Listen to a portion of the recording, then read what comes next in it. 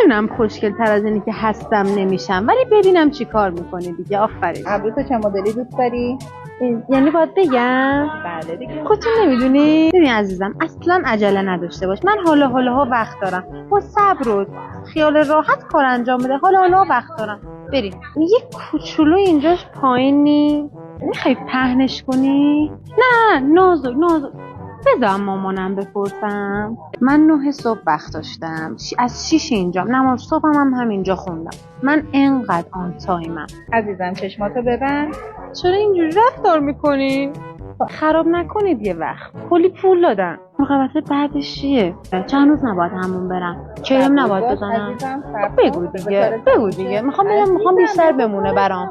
انقدر وفا دارم که اول مامان بزرگم، مادرم، خودم، دختر خاله هام، 4 تا خاله هام، اره اوره شمسی کوره، هر کی که شما بگی و فرستادم سرزمین ابرو. دیگه خونه‌زاد اینجا شدم. فندق خودمو شناختم اومدم سرزمین ابرو. عزیزم ابروتو پهن دوست داری یا باریک؟